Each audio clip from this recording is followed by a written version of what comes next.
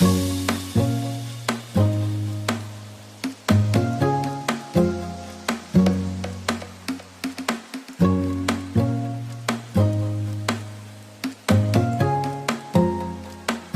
buenas tardes, bienvenidos a este webinar sobre educación. Mi nombre es Verónica Maldonado del Departamento de Comunicación de la Universidad Casa Grande. Y seré la acompañante en la parte técnica y tecnológica de esta sala. Siendo hoy ya las 3 de la tarde de hoy, 15 de julio, iniciamos este espacio virtual que nos reúne para tratar el tema aprendizaje basado en investigación, donde escucharemos y conversaremos con expertos de la materia. Ellas ya están en la sala, pero antes de darles paso, debo indicarles que nos encontramos en la modalidad seminario de Zoom, y en esta modalidad solo tienen acceso a cámara y micrófono los panelistas principales. Las demás personas, el público en general, que se han registrado en este evento, se categorizarán como espectadores y solo podrán comunicarse por medio del chat y el botón de preguntas y respuestas, Question and Answers, que se encuentra en el menú inferior de su aplicación. Si se conectan desde un dispositivo móvil, el botón de preguntas y respuestas se encuentra ubicado en la parte superior de las siglas Q y A. Es este botón donde podrán dejar sus preguntas que surjan a lo largo del desarrollo del tema, y cabe mencionar que solo se contestarán las preguntas que se hagan en este buzón. Cualquier otro comentario o recomendación abierta deberán escribirla en el chat normal, donde les recomendamos cambiar la opción de donde dice enviar a o para a enviar a todos los panelistas y participantes, ya que así cualquier observación, aporte o comentario la pueden leer tanto los panelistas como el público en general. Las preguntas del buzón de Question and Answers o preguntas y respuestas serán filtradas y se elegirán las más pertinentes con el tema para poder ser contestadas al final de la presentación general de los temas de nuestros panelistas. Cerca del final de la conferencia, luego de las preguntas, les compartiremos en el chat el link que los llevará a abrir un formulario que tendrán que llenar para recibir su certificado digital como asistentes a la charla. Les rogamos ingresar sus correos electrónicos bien escritos, ya que si los escriben mal, no les llegará el certificado el día de mañana. De igual manera, como el sistema es automatizado, con el formulario deberán escribir bien su nombre, porque como lo hagan, saldrá reflejado en el certificado. Como advertencia importante, las personas que no llenen el formulario no podrán tener el certificado digital y deberán llenarlo de acuerdo con los datos correctos. Se cerrará a la medianoche el registro y no permitirá más registros, ni se aceptarán pedidos posteriores de correcciones o envíos por no llegar a los certificados. Si no está seguro de que ingresó bien sus datos, pueden volver a llenar el formulario con los datos correctos, pero solo se podrá durante el mismo día antes de la medianoche. Dicho estas indicaciones, no me da más que darle paso a nuestra panelista, Mabel González, para que continúe con el desarrollo del tema. Buenas tardes, Mabel, la escuchamos. Hola, Vero, muchas gracias por tu presentación y por estar colaborando con nosotros en este día. Bueno, buenas tardes a todos estos colegas, docentes y de otros campos profesionales que nos acompañan hoy. Mi nombre es Mabel, yo soy funcionaria de la universidad hace 10 años. En este momento trabajo coordinando los procesos de investigación y los trabajos de tesis de los maestrantes de nuestro programa en nuestra maestría en educación, ¿verdad? Tengo prácticamente toda mi vida trabajando en educación. He tenido la suerte y el desafío de trabajar en los distintos niveles. Un saludo especial para todas las parvularias y parvularios que estén conectados ahora. De todos los niveles con los que he trabajado ha sido el más desafiante y el más lindo, porque trabajar con niños siempre es muy, muy lindo, pero a mí me fallaba siempre el tema de la disciplina, yo quería ahí ponerme a jugar con ellos, y entonces las parvularias del grado siempre me repelaban, porque yo daba materias especiales. Bueno, voy a dejar un poco de lado el narcisismo de hablar de mí, nada más quería decirles que espero que las reflexiones que he preparado para ustedes sean de utilidad en estos tiempos tan difíciles. Sentimos nosotros como universidad una empatía enorme por el trabajo que están haciendo ustedes como docentes.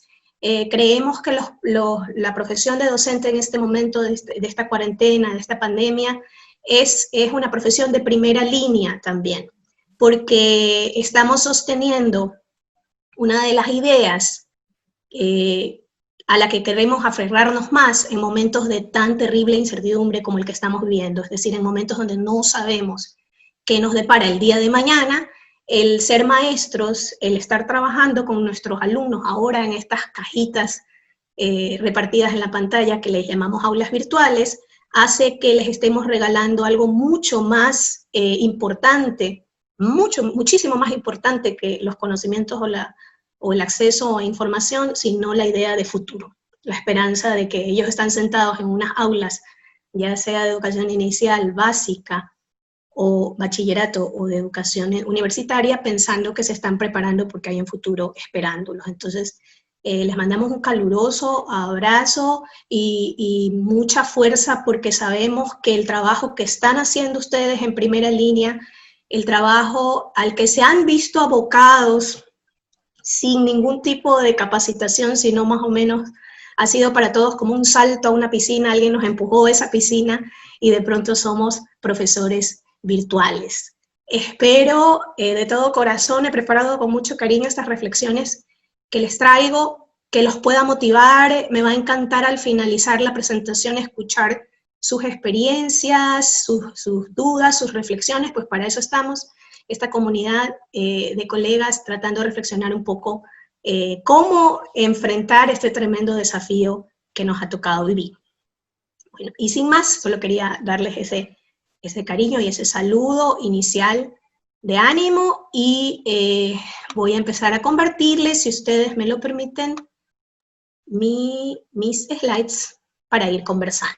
Ok, para que no sea tan aburrido y no se cansen del sonido de mi voz, voy a ir haciendo unos cortes de cuando en cuando para que ustedes puedan colocar unas pequeñas respuestas a preguntas breves que yo haga durante la presentación, ¿verdad? La primera preguntita que voy a hacer es, ¿qué saben ustedes de estas dos siglas? ¿Qué significan? ¿Por qué creen que están relacionadas? Voy a darles tal vez un minuto, que como son tantos, no sé qué tanto se animen a responder. Me parece que, Vero, ellos tienen el espacio de preguntas, ahí podrían ellos responder a estas preguntas que les estoy haciendo. Pueden contestar en preguntas, o para mantener un orden todos pueden contestar en el chat, porque tanto los espectadores como ustedes panelistas están habilitados para compartir información en chat. Entonces, mejor pongámonos de acuerdo. Cuando yo les haga estas preguntitas, que sale el signo de pregunta y este cuadro celeste, vamos a participar poniendo sus respuestas en el chat, ¿ok? Entonces vamos a ver quién ya se ha animado. Por aquí veo. Saludos, Mesías.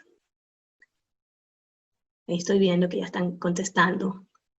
Eso es trampa, porque esos son nuestros alumnos del programa. Saludos a todos los alumnos de nuestros programas y a nuestros graduados que puedan estarse conectando por ahí. A ver, voy a ver en el chat. Estoy siendo medio mareada con esto. Ok, wow. Muy bien, qué estudiosos, como todo buen profesor. Por supuesto que saben el significado de estas dos siglas. Son siglas que vienen del inglés. La primera es Inquiry-Based Learning y la segunda es Problem-Based Learning. Muy bien, colegas. Entonces, empezamos con pie derecho. Todos estamos en la misma sintonía. Uy, perdón. les voy a contar un poco cómo he organizado esta conversación. He preparado como unos momentos dentro de nuestro webinar. El primer momento voy a presentarles muy brevemente mi campo de experticia y estudios, no es la historia, con mucho respeto para los colegas que aquí me estén estudiando que sí sean historiadores, un muy breve paso de ciertos modelos educativos que nos urge en este momento superar porque estamos enfrentando un desafío enorme y hay cosas que ya no nos sirven porque fueron pensadas para un mundo que ya no existe. El segundo momento del webinar va a ser un poco presentarles algo que sí está un poco más relacionado a las investigaciones que yo hago, que tienen que ver con el impacto de la tecnología en la subjetividad, en la psicología, en la identidad, y vamos a revisar un poco cuáles son estos nuevos escenarios para educar, es decir, vamos a identificar un poco lo que ya no nos está sirviendo, lo que nos se ha quedado caduco, y a pesar de eso todavía tenemos unos rastros, y luego vamos a revisar qué está pasando en la sociedad contemporánea. Nuestro tercer momento, que es nuestro plato fuerte, lo que los ha convocado acá, vamos a hablar de este paradigma del aprendizaje basado en investigación, ¿verdad?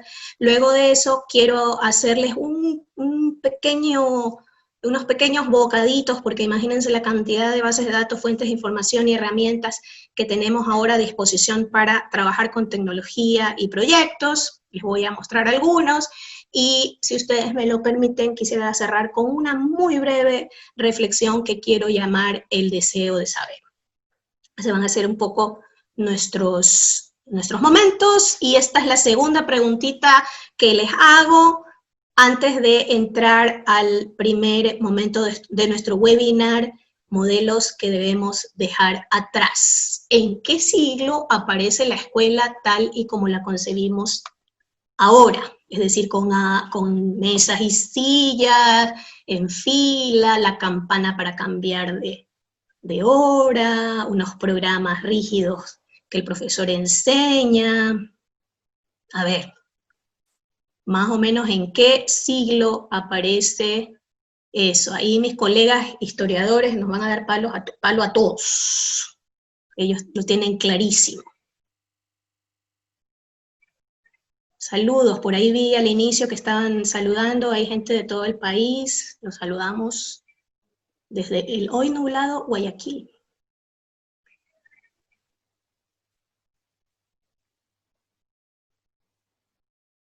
Sí, ahí la pregunta, por ahí veo que hay algunas discrepancias, algunos me dicen que en el siglo XX, otros en el siglo XXI no, definitivamente nuestra institución de escuela es muy antigua. Puede haber una discrepancia porque mi pregunta es muy abierta, y me refiero a la escuela prusiana, que si no, las fuentes que consulté están bien, nace a finales del siglo XVIII y principios del siglo XIX. Imagínense con qué modelo tan antiguo estamos trabajando. Bien. Entonces vamos a conversar un poquito de estos viejos modelos que nos urge, y he subrayado la palabra urge, superar. Estas reflexiones que les presento están tomadas de un libro que se llama Escuelas que enseñan a pensar, donde citan al señor Brunner. El señor Brunner habla de 3 revoluciones educativas. La primera revolución la remite a las escuelas conventuales, esa no es a las que me refería en la pregunta, que nacen alrededor del siglo XV, que fueron una demanda de los nobles, ¿no? Los reyes querían que ciertos de sus trabajadores y campesinos y la gente de las incipientes ciudades se educaran, y ustedes saben que los únicos lugares donde uno podía aprender a leer o acceder a ciertos libros hechos a mano eran los conventos. ¿Cuál era el objetivo de estas escuelas? Pues generar personal para que trabaje en las iglesias, es decir, monjes, sacerdotes, religiosas, y también buenos cristianos. Ustedes ven cómo los modelos educativos tienen una finalidad siempre. Detrás de toda escuela hay un producto, hay un sujeto imaginado. ¿Cuál es el sujeto que va a salir al finalizar de ese proceso, ¿no? Y lo que sucedió históricamente ahí es que se sistematizó un método, o sea, se empezaron a pensar lo que ahora conocemos nosotros como programas, ¿no? Aunque no tan diferenciados como ahora.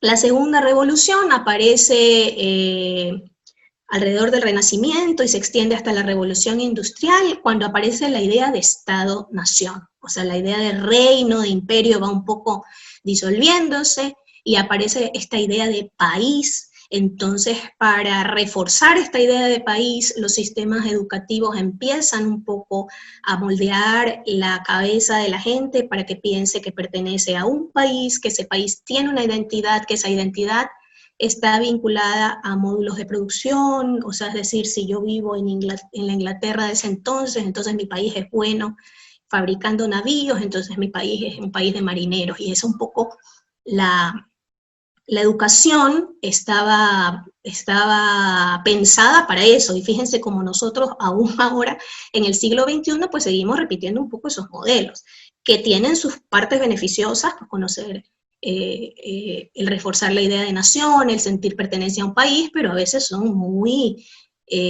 dañinos, ¿no? Cuando se vuelven muy radicales y no le permiten a nuestros estudiantes entender que son sobre todo ciudadanos globales, ¿no? Son ciudadanos de un país, pero sobre todo ciudadanos globales que tienen que entender no solo su identidad, sino la identidad de los otros y de otras culturas. Por supuesto, aparece el libro impreso, que hace un gran impacto en la labor de la escuela, empieza por primera vez a acercar al alumno casi de primera mano la información que antes era una potestad del profesor nada más. Y seguimos con la misma concepción clásica del aprendizaje. El profesor es el que sabe, transmite un conocimiento y el alumno no sabe nada y lo recibe. La tercera revolución, aquí es cuando aparece la escuela prusiana, finales del siglo XVIII y principios del siglo XIX, aparece la educación pública, se separa por completo la educación de la iglesia, y la escuela empieza a pensarse como una formadora de trabajadores. O sea, el producto final que se esperaba entonces que saliera luego de un proceso educativo era un obrero. Es por eso es increíble que nuestras escuelas sigan funcionando así. En las escuelas existen las campanas, los timbres, para que los niños desde pequeños se vayan acostumbrando a las campanas y los timbres que ordenan su horario, como lo harán las fábricas, ¿verdad? Los chicos en la escuela aprenden a obedecer a su profesor, como les tocará obedecer a sus jefes o capataces en una fábrica, y bueno, ahí está. Las escuelas de la tercera revolución fueron pensadas para producir obreros, y aunque a ustedes y a mí nos parezca increíble, seguimos trabajando en muchos sentidos bajo ese modelo, cuando nuestra sociedad ha cambiado brutalmente. ¿Qué son esos trazos que nos quedan? Por supuesto, bueno, ahorita no voy a tener tiempo de parar a ver sus comentarios, pero al final pues podrán ustedes refutarme y decir que no, que soy una exagerada, que no están así, pero mi tesis es que los trazos que nos quedan es que para muchos docentes o para muchas instituciones, el estudiante todavía es un sujeto que sabe poco, al que nosotros como maestros le vamos a enseñar mucho. Estamos convencidos que lo estamos preparando para una sociedad que es estable, definida, y que nosotros como docentes conocemos y entendemos muy bien, y finalmente que los valores que les estamos inculcando son valores que les servirán sin discusión para la sociedad contemporánea. Bueno, tal vez ahorita con esto de la pandemia y todos los cambios que nosotros mismos estamos viviendo, tal vez seamos un poco más humildes y no pensemos que esto es así. Pero creo que hasta antes de esta crisis, muchos maestros, muchas instituciones todavía seguían respondiendo a estos paradigmas. Y yo sé que, estoy segura de que a estas alturas todos ustedes han visto esta famosa frase. Esta es la paradoja a la que nos enfrentamos los docentes. Trabajamos en instituciones inspiradas en el siglo XIX, la escuela, como ya lo vimos. Somos profesionales, la mayoría de nosotros, si es que hay gente muy joven aquí, tal vez ya no, pero la mayoría de nosotros formados en el siglo XX, preparando a sujetos para que se desenvuelvan en sociedades del siglo XXI. O sea, no sé cómo hacemos eso, cómo lo logramos, pero esa es la paradoja a la que nos enfrentamos. Ok. Antes de entrar al segundo momento de nuestra conversación, que es, bueno, esos son los modelos que debemos dejar atrás. Entonces, ¿cuál es la cuarta revolución? ¿Y cuáles son las características de esta sociedad contemporánea? Quisiera que ustedes compartan en el chat 2 características que ustedes tengan clarísimas de nuestra sociedad digital contemporánea. A ver, voy a abrir la ventanita del chat para leerlos. Aunque son tantos, me parecen así a velocidad flash. Voy a tratar de leerlos.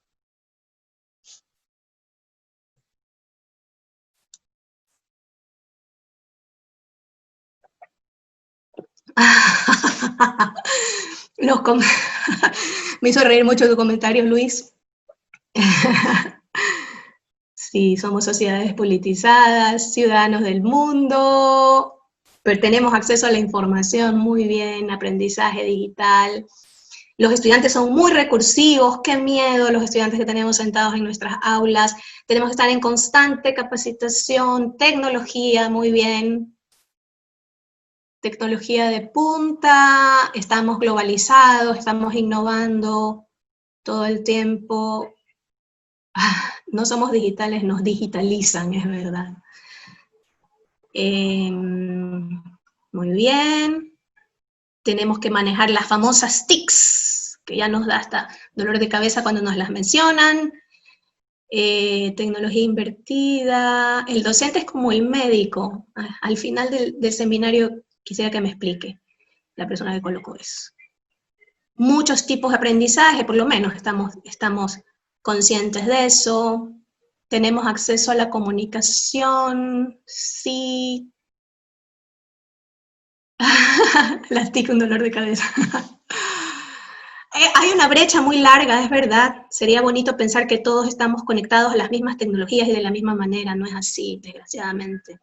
Seguro muchos de ustedes, docentes de áreas rurales, nos pueden contar muchas historias al respecto. Muy bien, gracias por su participación. Sí, les voy a contar un poquito algunas de las características, porque son, imagínense, la complejidad de nuestra sociedad contemporánea. He traído algunas de las características que creo nos pueden servir para nuestra discusión. Siempre, históricamente, el ser humano ha tenido temor a la tecnología. Cada vez que aparece una tecnología nueva, y por favor quiero que cuando digo tecnología no pensemos solo en las computadoras. Recordemos que tecnología fue cuando el hombre descubrió que podía poner un caballo adelante de una carreta. Tecnología, por supuesto, fue cuando llegó el tren. O sea, a eso me refiero con tecnología. Cada vez que ha llegado la tecnología, se ha vinculado esto, por supuesto, a la industrialización, a cosas no tan positivas como la burocratización. Se relaciona la tecnología con la ciudad, por supuesto, con la urbanización, con el socialismo y el capitalismo, con ambas ideologías. Y las alarmas que surgen siempre, cada vez que aparece una nueva tecnología, es que va a arruinar la comunicación humana. Justo en un artículo que leía preparando esta conversación con ustedes, decía que cuando apareció el tren, la gente así, pro caballo, estaba muy enojada porque decía que el ruido del tren asustaría a los caballos, ¿no? Y los caballos eran esa forma de transportarse a la que todo el mundo estaba acostumbrado. Así que esto de qué barbaridad la tecnología, se han perdido los valores, no es nada nuevo. Cada vez que aparece una tecnología en la historia de la humanidad, tenemos temor de que esa tecnología irrumpa en nuestra forma de vivir la vida, y siempre lo hace, y nos deja un poco descolocados. Sin embargo, tenemos que recordar que somos sujetos conectados. Entonces, yo quisiera tener la pretensión que luego de esta conversación ustedes ya van a ser más cautos de decir que las tecnologías y que las redes y que lo digital nos está separando. No es así, no es tan así en todo caso. Las relaciones de las personas siguen siendo fuertes, pero están en red. Y nunca ha sido tan obvio como en este encierro, ¿verdad? Antes estoy segura que despotricábamos todos contra los telefonitos y las redes, y ahora levantamos nuestras manos al cielo y le damos gracias que podíamos comunicarnos, aunque sea de esa manera. Y dentro de esa lógica, pues yo les he colocado esa figurita ahí, donde están estos 3 vecinos, ninguno se asoma por la ventana a saludarse, cada uno está en su mundo, y el del centro, por supuesto, no está solo, está conectado. Ahí donde ustedes lo ven sentadito, está seguramente hablando con alguien. Otra de las realidades que estamos viviendo es que los vecinos, los barrios y esas lógicas más locales ocupan una parte cada vez más pequeña de nuestras vidas, ¿Por qué? Porque se ha vuelto más fácil socializar, obtener consejos e incluso intercambiar apoyo emocional con personas que no están cerca físicamente. Quiero que mantengan este pensamiento presente cuando piensen en sus alumnos, cuando piensen en las clases que están preparando para ellos. Estamos enfrentados a chicos, chicas, jóvenes, adolescentes, niños y niñas que ya no solo tienen la influencia de su papá y mamá que vive en su localidad, tienen la influencia del mundo entero. Y eso hace que nuestros alumnos sean alumnos muy complejos, ¿verdad? Estamos siempre conectados. Los lugares y momentos en que podemos tener acceso a información, acceso a medios, encontrarnos con otros, se han expandido prácticamente a todo el tiempo. Todo el tiempo podemos estar conectados, todo el tiempo podemos tener acceso a la información. Eso, en contraste con el alumno que les presentaba hace un rato en los viejos modelos de educación, que no sabe nada y al cual le vamos a enseñar todo, nos pone como un poco en jaque, ¿no? Porque definitivamente el alumno que tenemos sentado en nuestras aulas no es ese. Este alumno también se ha visto afectado en su sentido de lugar, distancia y presencia con los demás. Aquí les pongo a consideración estos dos conceptos, ausencia presente y presencia ausente. Como en la foto que les coloco ahí de una familia que está aparentemente compartiendo tiempo en la sala y cada uno está con su dispositivo, ¿no? Eso sería una presencia ausente, ¿no? Están todos compartiendo en la sala, pero cada uno está encerrado en su burbuja y en su mundo. Es decir, que ellos están viviendo, cada uno con los contenidos o personas con las que están interactuando en sus dispositivos, una ausencia presente. Y todos nosotros durante este encierro hemos dado las gracias de que hemos podido vivir esa ausencia presente. Es decir, personas queridas a las que nos podíamos visitar, las hemos traído a la presencia gracias a la tecnología, ¿verdad? Seguimos.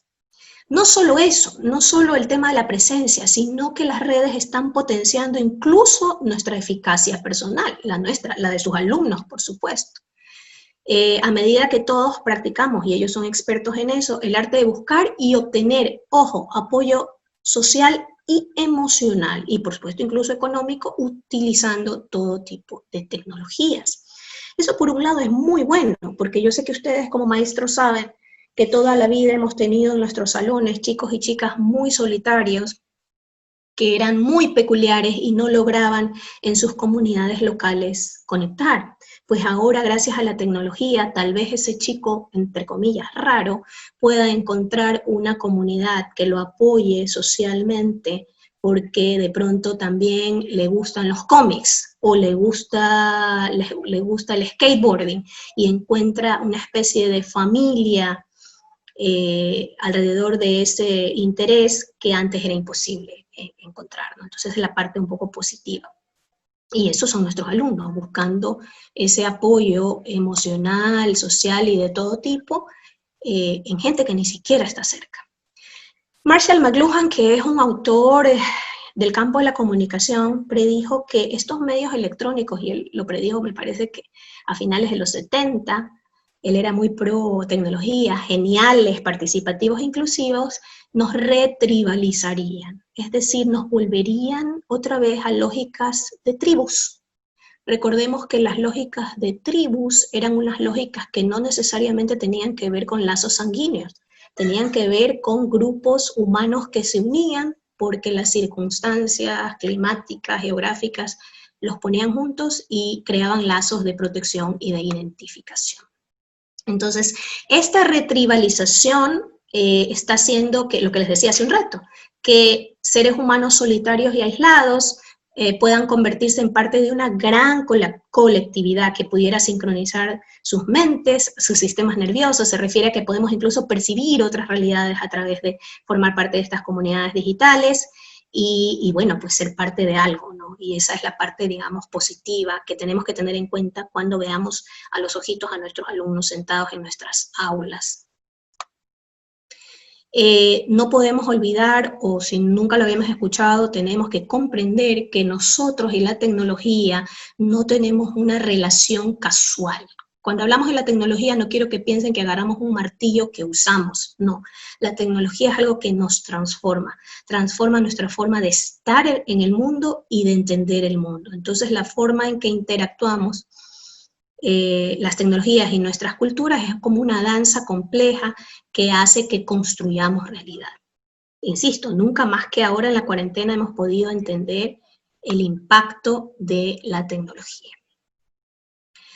Entonces, en esta interacción que tenemos con la tecnología, nosotros nos adaptamos a ella y a la vez ella se adapta a nosotros, porque si yo les contara muchas de las veces en que las redes sociales han sido creadas para algo y luego los usuarios han dicho, no señor, nosotros no la vamos a usar como usted dice, nosotros la queremos usar de esta manera, y por eso pues las redes tienen que adaptarse. Fíjense, WhatsApp es un ejemplo. WhatsApp nació como una red de mensajería de texto rápida, y ahora se ha convertido prácticamente en una red social, donde tenemos grupos, donde mandamos videos, es como un mini Facebook.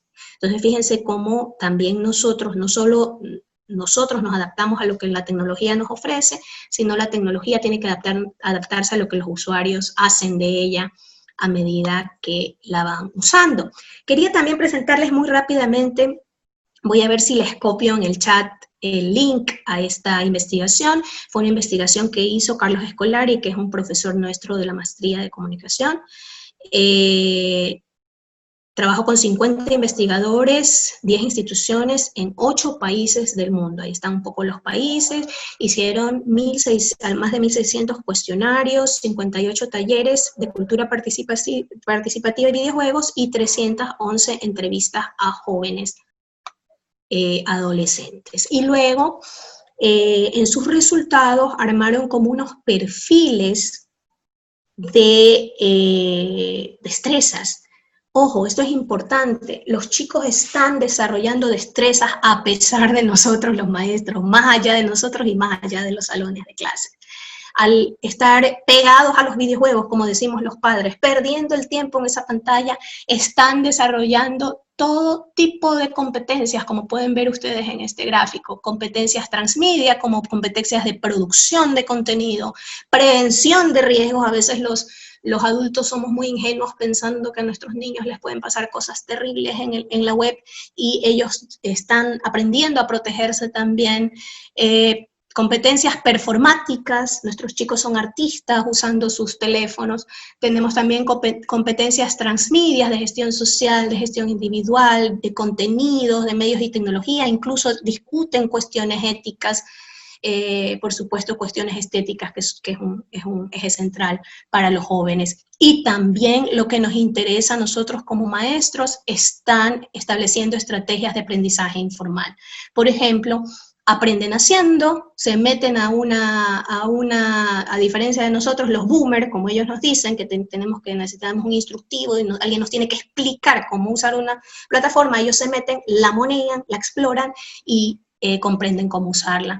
También están trabajando con resolución de problemas, imitación, simulación, juegos, evaluación y, esperen un ratito que me está tapando acá, y incluso enseñanza. Los jóvenes tienen muchos, ustedes lo deben haber visto, muchísimo contenido donde ellos les enseñan a otros jóvenes, donde ellos se graban haciendo tutoriales. Recuerdo que hace algunos meses, algunos años, hicimos una investigación con jóvenes de colegios públicos en Guayaquil, y teníamos una chica que hacía skateboarding, hacía patineta, y ella decía que ella se grababa haciendo estas piruetas, explicando cómo hacerlas para que la comunidad de skaters supiera, ¿no?, como el truco para poder hacer estas piruetas. Y fíjense cómo nosotros a veces desdeñamos a nuestros chicos, los subestimamos, y ellos saben hacer todas estas cosas gracias a su contacto con la tecnología, y está un poco más detallados las cosas que pueden hacer en cada una de las competencias. Por ejemplo, en producción pueden crear y modificar textos escritos, pueden generar pequeños videos, pueden escribir guiones para videos, pueden usar dibujos y hacer diseños con aplicaciones. Bueno, no los voy a aburrir con eso, porque estoy segura de que muchos de ustedes tienen aquí jóvenes cerca, tal vez hijos, hijas, sobrinos, y saben las cosas maravillosas que los chicos saben hacer por fuera de la escuela. O sea, ya ellos están desarrollando sus propias competencias con aprendizaje informal. Eso para que no despotriquemos tanto con la tecnología, qué barbaridad. Bueno, voy a hacer una pausa mientras ustedes participan con esta pregunta o este tema que les he puesto ahí. ¿Cuáles creen ustedes que son las situaciones ideales para que ocurra el aprendizaje en el aula? Brevemente, no se pongan filósofos. Mientras ustedes contestan, voy a tomar un sorbo de té.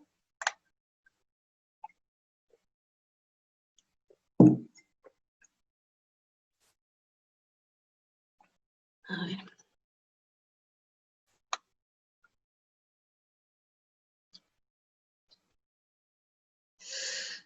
¿Qué tiene que pasar en el aula para que se dé el aprendizaje? Conectar con la realidad, me gusta eso. Vivenciar problemáticas, conexión con lo real, creatividad, muy bien, dinamismo, un ambiente, tiene que haber un ambiente, ¿verdad? Tiene que haber planificación, por supuesto. El juego, eso les encanta a chicos y adultos. Grupos interactivos, versátil, demostrar amor, sí, el tema emocional es muy importante. Hacernos como niños, bueno, creo que eso va a ser parte de la reflexión final, definitivamente, enseñar compasión, interrogantes de la vida, aprendizaje significativo. Sí, definitivamente, yo estoy segura que todos ustedes tienen una vocación enorme, si no, ¿por qué nos estaríamos dedicando a algo tan difícil en época de pandemia? Bien, gracias por su participación, colegas. Seguimos entonces en nuestro tercer momento, ahora sí, ya vamos a entrar al plato fuerte, porque ustedes van a decir, ¿por qué me están hablando de tantas cosas? Yo vine a hablar de aprendizaje basado en investigación. Perdón, ahí la sigla está mal, es Inquiry-Based Learning, esa P debería ser una L. Bien, vamos a conversar un poco de qué se trata este modelo. Dewey decía que el aprendizaje ocurre mejor cuando los estudiantes participan en experiencias que son significativas para ellos. Ustedes ya lo dijeron. En el aula tienen que pasar cosas reales, lo llamaban ustedes. Nuestro querido Vygotsky hizo hincapié en estas tres cosas. Tenemos que proporcionar a los alumnos oportunidades de exploración activa, es decir, no sentarlos ahí en una sala a escucharnos hablar por horas, sino diseñar experiencias para ellos, ¿verdad? Desarrollar sus habilidades metacognitivas a través de interacciones sociales entre pares, es decir, ayudarlos a que aprendan a aprender, que piensen mientras están pensando, que se hagan preguntas de por qué les interesan ciertas cosas, de por qué están aprendiendo esto más rápido y esto más lento. Eso es desarrollar habilidades metacognitivas. Y, por supuesto, el aprendizaje solo sucede cuando tenemos textos socialmente situados. Y yo sé que ahí estamos, me refiero no solo a los textos como libros, sino textos, cualquier material que usemos en clase. Yo sé que ahí estamos un poco de manos atadas, muchos de ustedes, porque los que trabajan en el sistema público tienen que usar los textos que el ministerio diga, ¿no? Pero sabemos que nosotros como maestros dentro de un aula podemos darle la vuelta a un texto, y si el texto no está tan situado o ligado a la realidad, pues nosotros le damos ahí ese toque, le ponemos lo salpimentamos para que tenga conexión. Pues no vamos a exponer a nuestros alumnos a un mamotreto que no tiene ninguna relación con la realidad, porque además ya lo revisamos en nuestro segundo momento de conversación, esos alumnos, por decirlo coloquialmente, nos van a comer vivos. Ellos están conectados con el mundo. Si nosotros les salimos con un libro que está pensado para un alumno del siglo XIX, bueno, no tengo que explicarles lo que va a pasar porque seguramente ustedes lo han vivido muchas veces. Entonces, ¿qué es el aprendizaje basado en investigación? Es un enfoque pedagógico que va a involucrar a nuestros alumnos activamente en el proceso de construcción del conocimiento. ¿A través de qué? A través de generar preguntas que intenten buscar una respuesta, ¿verdad? No podemos, por eso les hacía la pregunta de las siglas al inicio, no podemos trabajar con aprendizaje basado en investigación si no diseñamos clases basadas en proyectos. No se puede, o sea, y aquí voy adelantándome a cosas que vamos a ver en los ejemplos que les he traído. No pensemos, por favor, que cuando les mandamos a investigar a los alumnos, les mandamos una preguntita de revisión bibliográfica, eso es aprendizaje basado en investigación. Eso no es aprendizaje basado en investigación. Eso es hacer investigación bibliográfica. Cuando usted le dice a sus alumnos, ok, vaya y averigüe en internet cuáles son los países que exportan camarón. Eso no es aprendizaje basado en investigación. Eso es simplemente que usted está mandando a sus alumnos a hacer una investigación bibliográfica. El aprendizaje basado en investigación tiene que ir de la mano con el aprendizaje basado en problemas y proyectos, porque nuestros alumnos tienen que adoptar una mentalidad investigativa para abordar problemas de conocimiento, no hacer una actividad de investigación o usar una herramienta de investigación, y ya con eso estamos adoptando el enfoque. Tenemos que nosotros también foguearnos en eso, y nuestros alumnos hacernos expertos en desarrollar proyectos que respondan a problemáticas reales, ¿verdad? ¿Qué elementos debemos de considerar nosotros como docentes cuando estamos haciendo una planificación de aprendizaje basada en investigación? Bueno, por supuesto, considerar qué tipos de alumnos tenemos, qué edad tienen, el contenido de nuestro curso, pues nuestra asignatura, cuáles son los temas que queremos desarrollar, cuáles son las habilidades, el core de habilidades que está en nuestros cursos, qué integración de tecnología vamos a incluir. Esto es importantísimo porque, como ustedes pueden recordar lo que discutíamos hace un rato, nuestros alumnos están atravesados por la tecnología, piensan a través de la tecnología, se relacionan con la tecnología, y nosotros tenemos que integrar eso en nuestra aula. Y por supuesto tenemos que considerar un problema. Insisto, no, con una pregunta y una investigación bibliográfica no estamos haciendo aprendizaje basado en investigación. Tenemos que pensar en un problema complejo, en un problema de la vida real, y a partir de allí diseñar todo un proyecto para trabajar con aprendizaje basado en investigación. No es lo mismo, por ejemplo, aquí les he colocado un ejemplo, pensar en mi materia de química, en mis alumnos de primero de bachillerato, si quiero que trabajen con redes sociales y wikis para resolver o aportar al problema de contaminación del estero o contaminación de aguas naturales, ¿verdad? Eso es un escenario, y no es lo mismo pensar una clase para esa situación que pensar una clase para mis alumnos de tercero de básica con contenidos de ciencias naturales, donde quiero que aprendan a usar blogs y Google Earth y que el problema sea el mismo. Incluso puedo trabajar con un mismo problema, pero por supuesto tengo que cambiar el enfoque, tengo que cambiar la tecnología que voy a incorporar, y las habilidades que quiero que ellos desarrollen a medida que tratan de resolver el problema cuando diseño una clase así. Entonces, cuando estoy pensando en mis estudiantes y estoy ya pensando en mi clase que va a combinar el aprendizaje basado en problemas con el aprendizaje basado en investigación, tengo que hacerme estas preguntas con respecto a mis alumnos. ¿Cuáles son sus intereses y preocupaciones? ¿Qué problemas aplicables a su comunidad o a la comunidad que les interesa o al mundo en conjunto quisiera yo abordar? O sea, no unidireccionalmente yo decidir el problema, sino que sondear un poco qué cosas les interesa. En mi clase, yo doy clases en la universidad, generalmente a los alumnos de la carrera de comunicación, y cuando hubo este incidente de que mataron a un hombre, un policía mató a un hombre en Estados Unidos, ese tema les interesó muchísimo a mis alumnos y lo estaban comentando. Lo que hicimos fue trabajar en relación a ese tema que estaba en boga, que les interesaba, que les causaba curiosidad, que querían discutirlo, un trabajo en el salón. Es decir, utilicen ese cuchicheo que tienen sus alumnos en clase, esos temas que les interesan para pensar los problemas que ustedes van alrededor de los cuales van a armar sus planificaciones de aprendizaje basado en investigación. ¿Cómo se relacionan los problemas con estos estudiantes? ¿Verdad? Perdón, ahí se me coló. Lo del contenido, con respecto a mi contenido, a las habilidades que quiero desarrollar en mi currículum, ¿cuáles son esos estándares del plan de estudios? Porque, mal o bien, yo tengo que, como profesor, desarrollar un plan de estudios. ¿Cuáles son mis objetivos curriculares? O sea, yo que conozco la materia sé qué habilidades o qué aprendizajes significativos o qué contenidos son vitales y yo necesito que los chicos los exploren. Entonces, a partir de eso, puedo también irle dando forma a ese problema alrededor del cual voy a trabajar.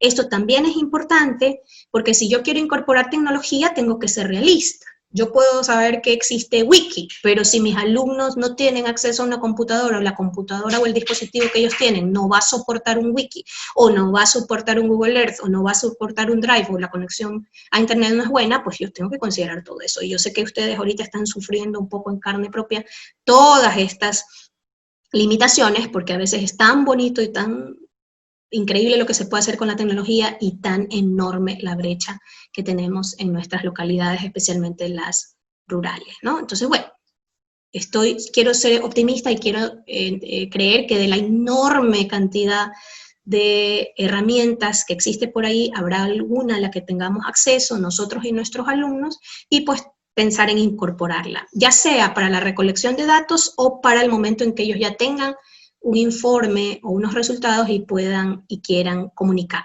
esos resultados. Y cuando pienso en el problema, debo tener bastante claro cuál es ese problema y la situación actual, dónde está ubicado el problema, es un problema local, nacional o global, cómo encaja este proyecto con el tema de mi clase, porque por supuesto no puedo alejarme tanto de la asignatura que estoy trabajando y las habilidades que tengo que desarrollar. ¿Cuál es el propósito de este proyecto? ¿Es un aporte de información? ¿Es tal vez una reflexión que vamos a compartir con la comunidad? ¿Cuál es la gran finalidad del proyecto?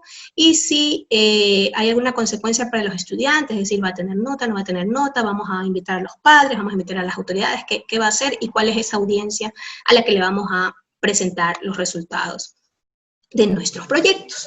Por otro lado, ¿cuáles son los pasos o los procesos para que una vez que nosotros, profesores brillantes, hemos ideado un proyecto para trabajar con aprendizaje basado en investigación, nuestros alumnos puedan seguir ese proceso? Bueno, primero vamos a tener que hacer que ellos planteen preguntas reales acerca de la temática. O sea, nosotros no solo dándole las preguntas y explicándoles el diagnóstico, no. Empecemos con ellos tratando de meterle el diente a la problemática, entender qué comprenden ellos de ese problema. Por ejemplo, en lo que les decía de contaminación del estero. Tal vez ellos tienen una visión mucho más experiencial que nosotros de la contaminación del estero. Tal vez el estudiante viva cerca de la contaminación del estero y me pueda decir algo de eso. Entonces es necesario escuchar qué experiencia tienen ellos con respecto a la temática, o incluso escuchar de su propia ignorancia, decir, ¿sabes qué, profesor, profesora? No tengo idea de lo que me está diciendo, qué es contaminación, qué es estero, y eso también es valioso. Luego, trabajar con ellos cómo encontrar recursos para obtener información, recursos para recolectar datos y recursos para luego que tenemos esos datos poder mostrárselos a nuestras audiencias. Acompañarlos en el proceso de interpretar la información. Nosotros como profesores no podemos ser irresponsables de dejarlos solos en este proceso de investigación. Decirles, este es el tema, muchachos, vayan, investiguen y traigan el lunes la presentación. No, tenemos que nosotros pensar en nuestras clases el proceso de acompañamiento de todas estas etapas. Por ejemplo, planificar una clase solo para que ellos traigan todos los datos en bruto, todas las entrevistas que han hecho y enseñarles a organizar esas entrevistas y enseñarles a ordenar esos datos para que tengan sentido, y una vez que los tengan organizados, enseñarles a interpretarlos. Y finalmente acompañarlos en el proceso final, porque hacer un proyecto basado en un problema real y alrededor de la investigación no tendría sentido si yo no lo reporto a alguien estos hallazgos. Y ojalá no sea simplemente reportarle a la clase y al profesor. Ojalá podamos encontrar, gracias a la tecnología, formas de reportar o compartir estos resultados con la localidad o con el mundo entero, porque ahora podemos hacerlo gracias a los blogs, a los wikis y esas cosas, ¿no? Bueno, ¿qué tipos de preguntas me pueden ayudar a acompañar a mis alumnos en cada fase? Cuando ellos están planteándose las preguntas del problema que nosotros les hemos propuesto, qué necesitan saber acerca de este tema, qué cosas ya conocen del tema, cómo y dónde aprendieron ellos acerca de ese tema, y qué cosas necesitan saber todavía para poder obtener respuestas. Con respecto a la fase de encontrar recursos, los chicos tendríamos que acompañarlos a que se pregunten qué tipo de recursos pueden ayudar, porque estoy segura, se van a sorprender, créanme, cuando hagan el experimento, que ellos tienen 1000 herramientas que incluso van a poder enseñarles a ustedes, les van a decir, no, yo tengo esta comunidad, yo tengo esta aplicación, yo sé usar esta plataforma y esto me puede servir para investigar y esto me puede servir para mostrar los datos, ¿no? ¿Dónde los encuentro? ¿Cómo identifico? Y aquí los pueden ayudar ustedes si esa información es verdadera o no en este mundo de las fake news y de las noticias falsas. Identificar las fuentes de información, quién es el responsable y qué tipo de información hay disponible. En la fase de interpretar la información, ayudarlos a entender cómo es relevante esa información que han encontrado con respecto a sus preguntas iniciales de investigación, qué parte de esa información realmente contesta la pregunta, cómo se relaciona con lo que ellos ya sabían, cómo de pronto lo que han encontrado es un contraste o los deja completamente fuera de base con respecto a lo que ellos creían de un problema o creían saber de un problema. Qué parte de esa información no aporta, también hacerles entender que dentro de un proceso de recolección de datos hay datos inútiles y que hay que desecharlos. Y cómo, esto es muy importante, cómo la información encontrada me genera más preguntas. Tenemos que dejar la mala costumbre que tenemos los profesores de querer cerrar nuestras lecciones. ¿A qué me refiero? Nosotros tenemos, tal vez, es una herencia de nuestra educación del siglo XIX, de decir, bueno, damos por terminada la clase y queremos dejar una sensación a nuestro alumno de que le hemos enseñado algo para siempre. Bueno, ese mundo ya no está.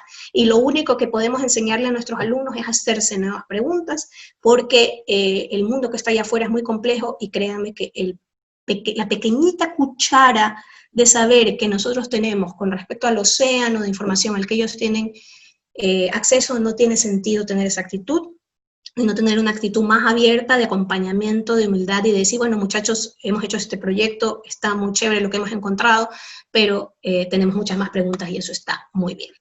Y finalmente, para la fase de reportar los hallazgos, ayudarles a identificar cuál es la idea principal que quieren plasmar en su informe, a quién se la quieren comunicar, motivarlos a que hagan reportes suficientemente claros y legibles para poder compartirlos con todo el mundo, no solo con su profesor ni con sus compañeros, tal vez compartirlos con compañeros más pequeños, ¿no? Si están trabajando con alumnos de bachillerato, por ejemplo, parte del problema podría ser que los reportes que hagan sus alumnos puedan ser entendidos por un niño de inicial. Entonces eso ya le agrega un desafío interesante a los chicos y les despierta esta cosa que yo les decía, estas habilidades que ellos ya están desarrollando de enseñar a los otros, de ser jóvenes que enseñan a otros jóvenes y de poder adaptar lo que saben para que lo entiendan otros, ¿no? Aquí está un ejemplo de un trabajo que acabo de hacer con mis estudiantes de una materia que se llama Investigación en Comunicación Digital, son estudiantes universitarios del último año. Aproveché un poco la angustia, yo agarré a los chicos en plena cuarentena, los agarramos los dos en plena cuarentena porque yo también la estaba viviendo, nuestra clase empezó en mayo, y estábamos todos muy angustiados, encerrados, viendo cómo moría mucha gente en Guayaquil, y yo no quería dejar pasar la oportunidad de hacernos preguntas con respecto a eso. Entonces, quisimos preguntarnos qué adaptaciones nos tocó hacer para vivir el trabajo, las clases, las fiestas, las reuniones sociales en plataformas digitales. Lo que hicimos fue hacer entrevistas, yo les hice entrevistas a ellos, es decir, ellos fueron sujetos de investigación míos, y luego buscaron personas a las cuales entrevistar, pares, jóvenes igual que ellos, e hicimos una serie de entrevistas vía Zoom, ellos entrevistaron a sus amigos también usando WhatsApp e Instagram. En la interpretación de datos, en todas las horas de entrevistas que tuvieron que escuchar para sacar sus conclusiones, se enfocaron en qué eran los elementos que se habían podido reemplazar en estas dinámicas virtuales y qué había quedado por fuera, que estaba completamente perdido dentro de las dinámicas de trabajo, de clases y sobre todo las sociales, cuando se hacían en plataformas digitales. Y como informe final, trabajamos a diferencia del típico archivo de Word, ¿no? Como informe de investigación, lo que hicimos fue usar Google Site, que es una buena herramienta que se las mencionaré al final.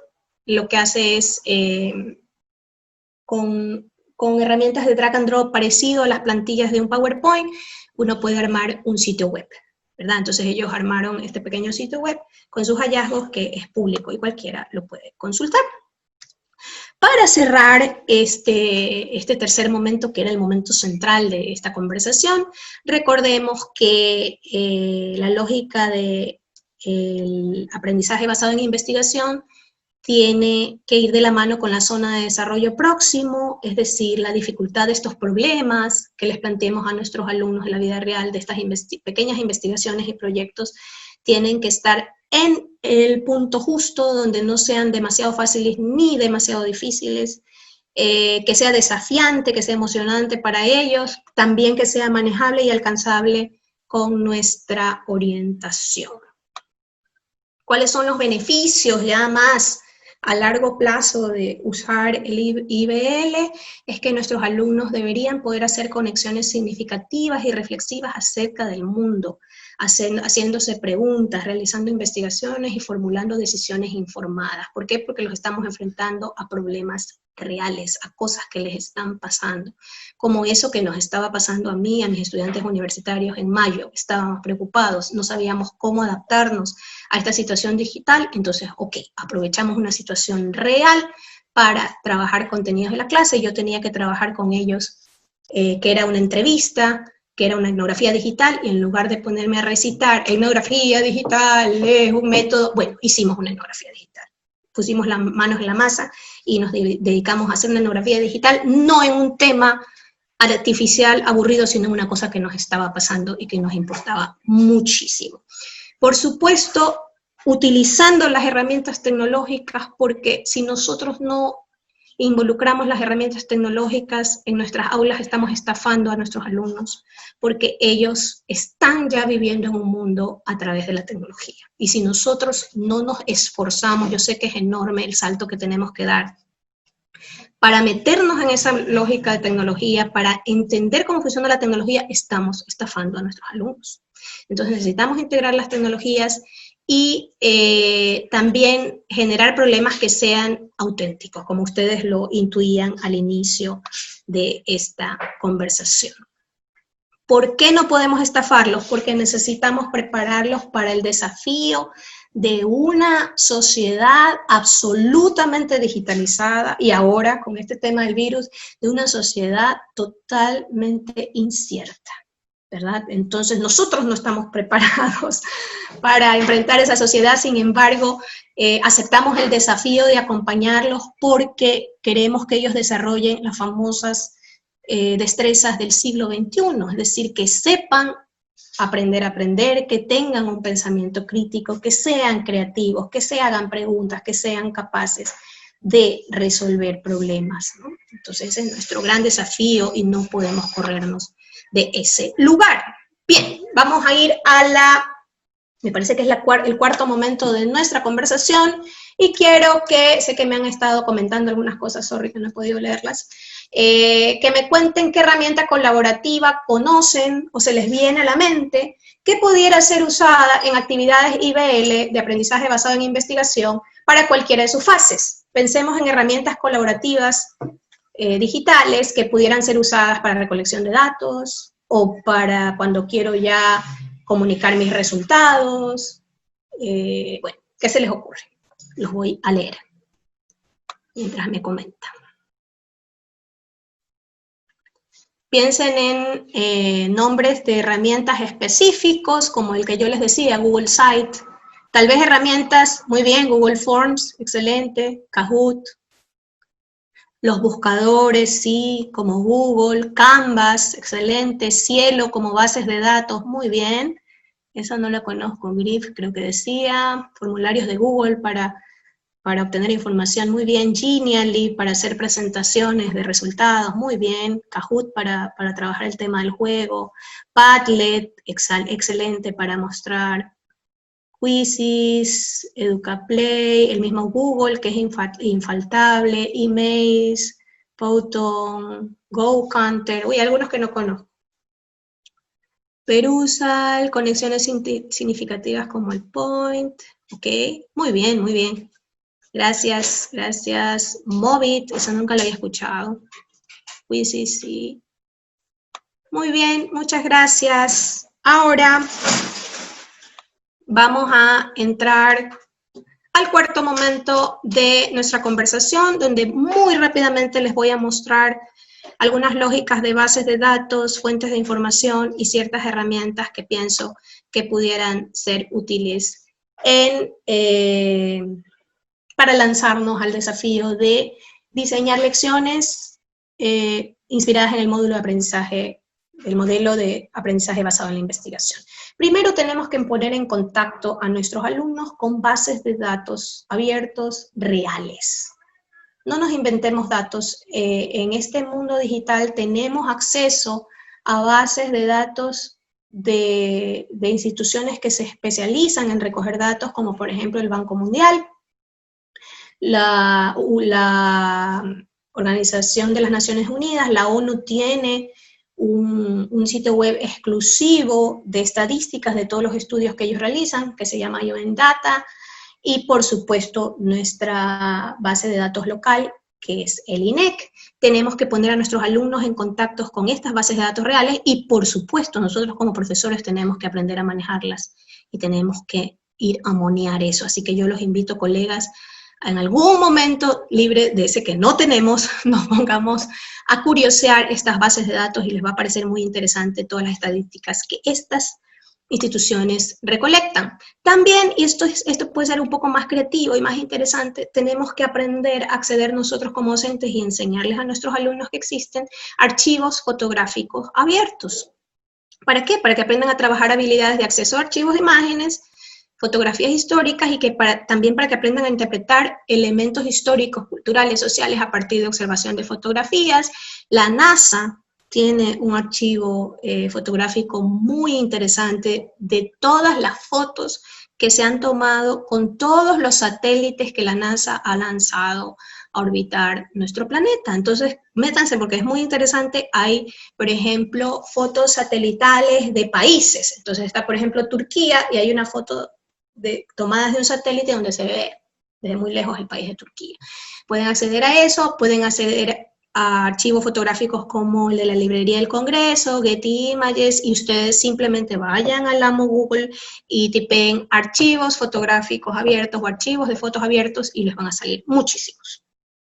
Donde estuve investigando para ver si les colocaba algún archivo nacional. Sé que hay el Archivo Histórico de Guayaquil, pero no creo que tenga acceso a través de lo digital.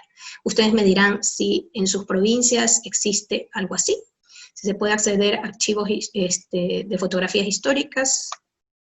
Ok, las redes sociales son una fuente de información y un instrumento muy interesante para trabajar el modelo de aprendizaje basado en la investigación. ¿Por qué? Porque en los buscadores de las redes, en el buscador de la red Facebook, en el buscador de Twitter, en el buscador de YouTube, de Instagram, de TikTok, los chicos pueden tipear cualquier temática y créanme que les va a salir una serie de publicaciones muy interesantes.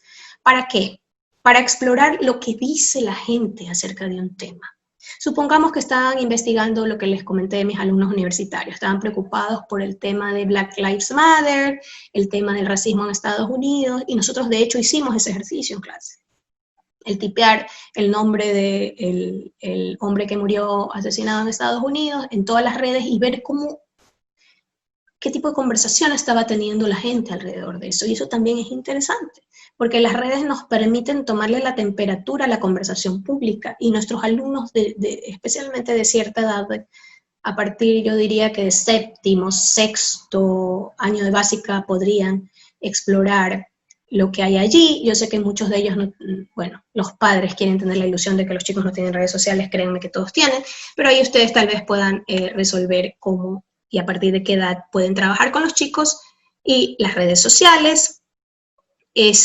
Otra cosa que podemos también y deberíamos empezar a usar, aplicaciones con mapas digitales, aplicaciones tan comunes como Uber, por supuesto Google Maps y Google Earth, pueden ayudarnos a trabajar habilidades relacionadas con la lectura de mapas, interpretación de códigos de un mapa, cálculo de distancia, exploración de otros contextos culturales y sociales, y etc. Y eso está allí y lo podemos usar.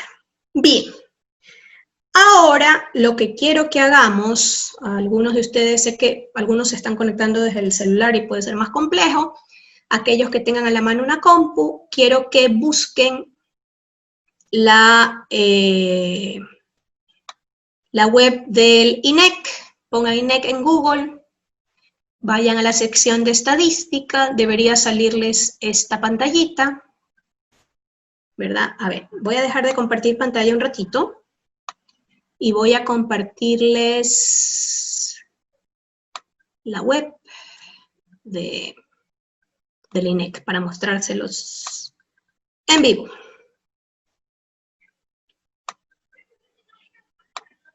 Ahí está.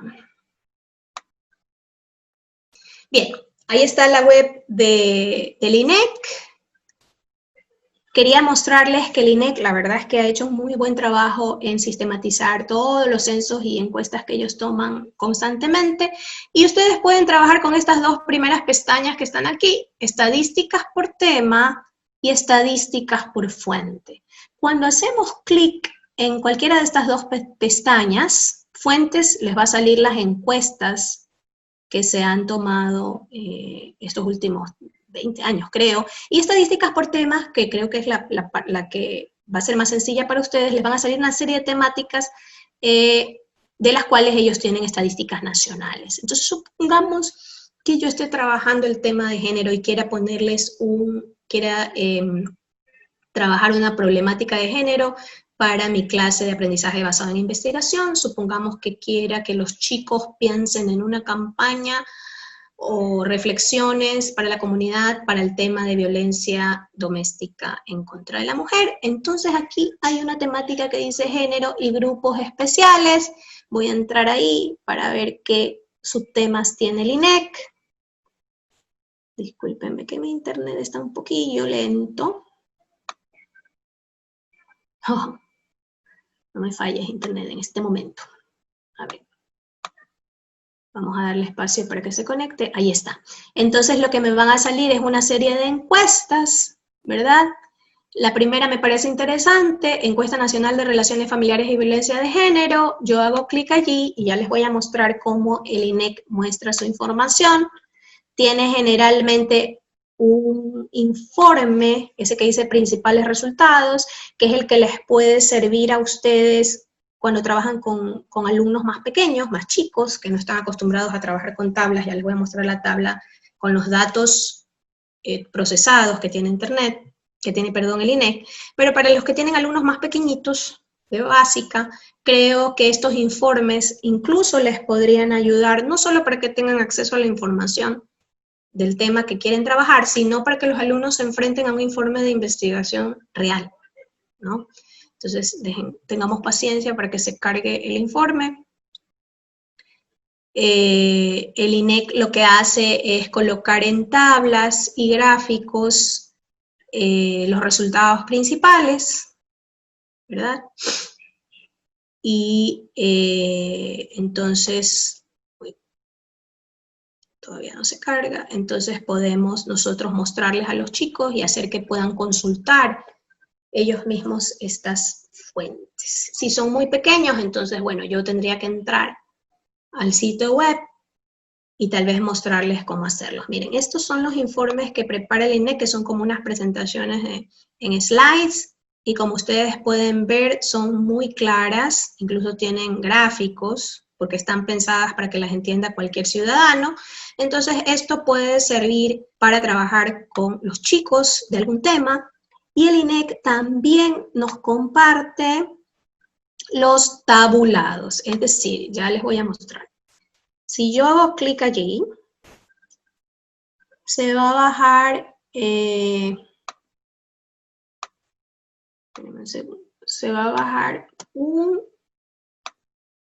un zip, un archivo zipeado. Ya se los muestro, denme un segundo. Donde yo voy a poder tener acceso, y esto nos puede servir con los chicos de bachillerato, por ejemplo, si estoy trabajando cuestiones estadísticas, si estoy trabajando cuestiones de porcentajes. Espérenme un ratito. Creo que ahí pueden ver mi pantalla, ¿verdad? Estos son los tabulados que nos ofrece el INEC, es decir, nos da acceso a los resultados sistematizados de cada pregunta y teniéndolos en formato Excel, yo puedo, por ejemplo, incluso si estoy enseñando Excel, esta puede ser un material significativo para los chicos para no estar inventando tablas, sino usar una tabla de la vida real, que son estos datos del censo, y poder, por ejemplo, filtrar, o poder trabajar temas como porcentajes, o si estoy trabajando temas ¿cómo es?, de cuestiones económicas y sociales en las provincias, pues esto me sirve porque este es un factor social, ¿no?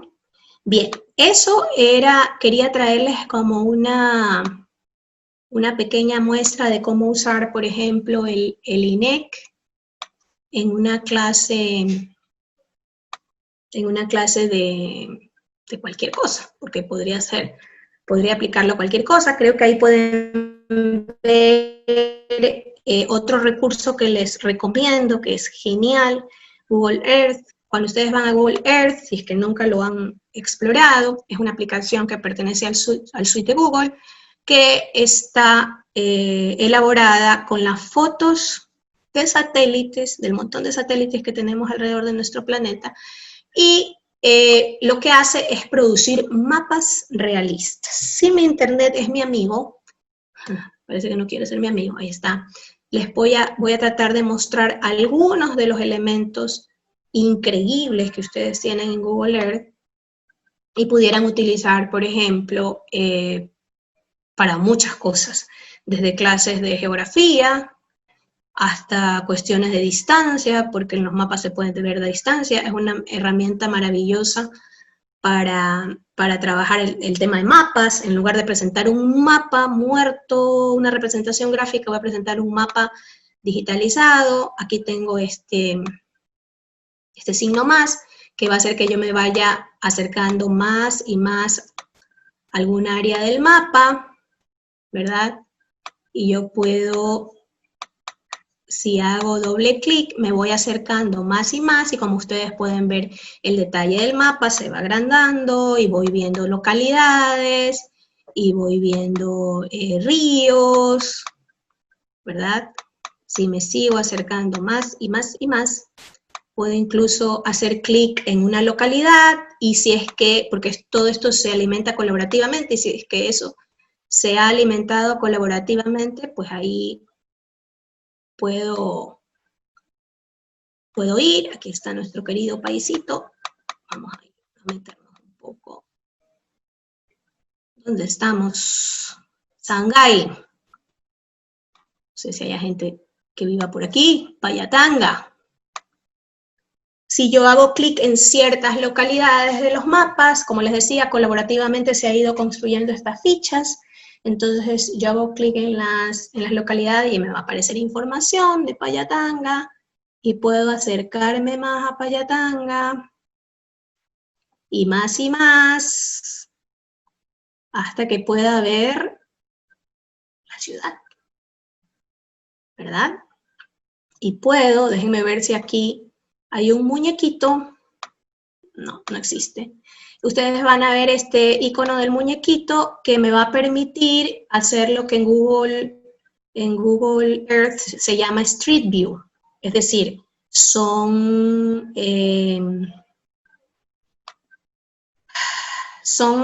vistas de localidades que han podido ser grabadas seguramente con teléfonos móviles, y yo puedo, aquí estoy aquí en mi ciudad, vamos a poner, si tenemos Street View, ¿sí ven? Si pongo Street View, si tienen ganas de venir a pasear por Guayaquil digitalmente, pueden usar Google Earth, y ahí, ¿dónde será eso? Cuarto Callejón, Guayaquil, Guayas, no reconozco la zona, pero imagínense lo maravilloso que es Google Earth. Ahí está la vista de una pequeña calle en Guayaquil, donde puedo yo hacer esta exploración digital. Puedo usar esta herramienta para trabajar cuestiones sociales, culturales, y yo creo que pues les podemos sacar el jugo. No tengo que darles a ustedes sugerencias con respecto a dar clases, porque en eso ustedes son muy, muy creativos. Entonces, bueno, volvamos para cerrar nuestra conversación acá. Yo sé que hay muchísimas herramientas, pero yo quería traerles unas cuantas, quería que esto fuera una motivación para que ustedes con su inmensa curiosidad se pongan a googlear y a encontrar muchísimas más, y quería no cansarlos más porque he hablado muchísimo, cerrar mi conversación y mi reflexión con esta frase. Yo, mi sesgo de formación, yo me formé en idiomas, y luego hice una maestría en psicoanálisis, entonces vengo muy sesgada por el tema de Freud y lo freudiano. Y Freud habla del deseo, y yo creo que es fundamental para nosotros como maestros, sin importar la metodología o el enfoque pedagógico que vayamos a implantar. Nada va a funcionar, créanme, nada va a funcionar si nosotros no tenemos ese deseo de saber en nosotros. Y yo creo que lo tenemos, porque nadie que no tenga deseo de saber se dedica a esta profesión tan difícil. Todos nosotros tenemos esa curiosidad, somos seres que siempre nos estamos haciendo preguntas, por eso nos dedicamos a ser profesores, pero tenemos que despertarlo, tenemos que volverlo una pasión. ¿Saben por qué? Porque nuestros estudiantes, como esta reflexión quiero cerrar, no necesitan nuestra información, insisto, yo sé que nos hace sentir mal y hiere a nuestro ego. La información que nosotros le podemos transmitir es mínima en comparación a la información que ellos tienen a disposición en el Internet. Pero ¿saben qué sí les podemos transmitir? Les podemos transmitir el deseo de saber. Podemos ser para ellos inspiración. Pueden ellos ver en nuestros ojos el brillo cuando hablamos de nuestra materia, la emoción que tenemos cuando les hablamos del último texto que hemos leído, la última investigación que encontramos, la última aplicación que aprendimos, y tal vez, y solo tal vez, puedan querer ellos identificarse con nosotros y tener deseo de saber ellos también. Esa era un poco la reflexión que les traía, queridos colegas. Estamos preparados y yo estoy deseosa de escucharlos. Me gustaría que en sus preguntas colocaran la ciudad, la localidad desde la cual se han conectado. Nos gustaría mucho saber desde dónde nos miran. Estamos muy contentos de que estén acá. Ambato. A ver, voy a leerlos. Mientras tanto pueden, Berito, ¿dónde van a colocar entonces las preguntas? ¿Tú me puedes ayudar con eso? Las preguntas para usted deberían colocarlas en el botón de preguntas y respuestas. O sea, Perfecto. ahí deberían nuestros espectadores colocar las preguntas que quieran realizarle a nuestra panelista.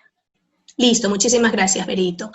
Wow, Salinas, Daule. Muchos saludos, colegas, hay gente de todos lados, gracias por conectarse a conversar y a pensar la educación con nosotros.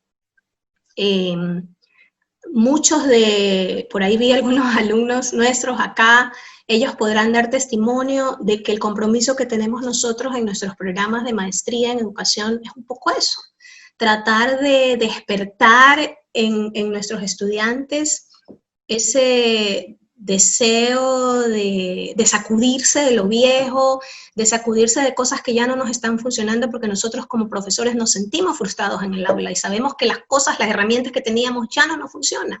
En nuestros programas todo el tiempo nos estamos renovando para acompañarlos a ustedes a que adquieran herramientas para estos nuevos alumnos, para estos alumnos hiperconectados y curiosos.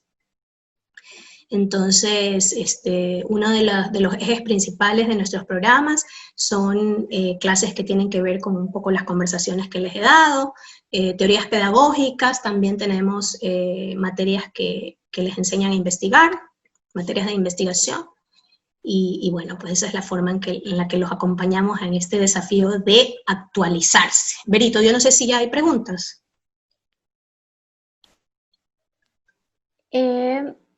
Déjenme revisar. O comentarios. A ver. Déjame ver, estos eran los que ya tenía. Estoy revisando. Preguntas que tengan que ver con la conferencia. Pues por ahí veo cosas de los certificados que me imagino que...